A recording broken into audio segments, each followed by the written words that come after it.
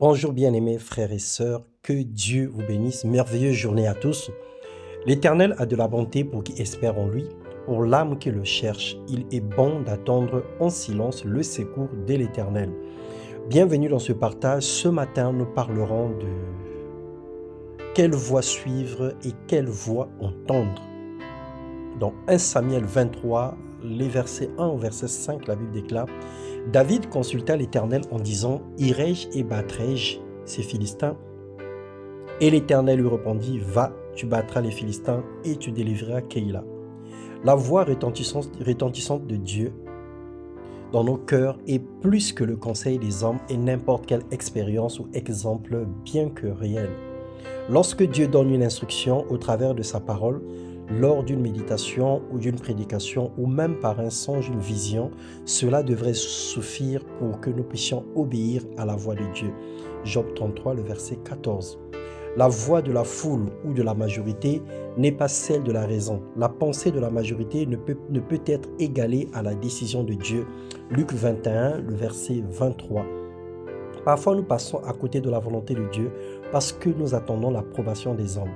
Nous nous appuyons sur les prophéties mensongères et imaginaires, nous nous appuyons sur les expériences humaines et cela nous éloigne de la vérité. Dieu n'a pas besoin d'un conseiller pour exécuter sa volonté dans nos vies. Job 21, le verset 22. Soyons attentifs, bien-aimés frères et sœurs. Dieu parle tous les jours et à tout moment. Il ne parle pas toujours à notre convenance ou à la manière dont nous avons espéré. Il fait ce qu'il veut parce qu'il est souverain, parce qu'il est Dieu. Il est El Shaddai, le Dieu Tout-Puissant.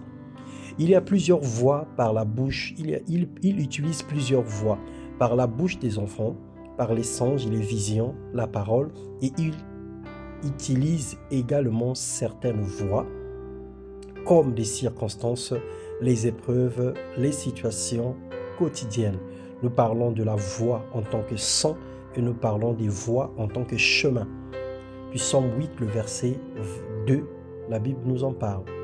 Bien-aimé, il reste l'autorité suprême qui a toute décision et a le dernier mot sur nos vies. Sa parole suffit pour nous guider dans la bonne direction. Sa parole suffit pour nous aiguiller afin que nous ne puissions pas nous perdre. Bien-aimé dans le Seigneur, lorsque tu entends la voix de l'Éternel, n'endurcis pas ton cœur. Sois sensible à ce que le Seigneur te dit, sois sensible à ce que le Seigneur te montre, sois sensible à tout ce que Dieu permet autour de ta vie.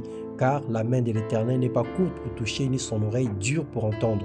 Le Seigneur est conscient des difficultés ou des épreuves que nous rencontrons tous les jours, mais il est également le Dieu qui nous forge, qui nous transforme et qui trace pour nous un chemin, même dans le désert, et qui donne pour nous les sources d'eau vive, même dans la solitude. Espère en Dieu, crois en lui, place toute sa confiance en l'Éternel et il agira en temps convenable dans ta vie, dans le nom puissant de Jésus-Christ. Amen.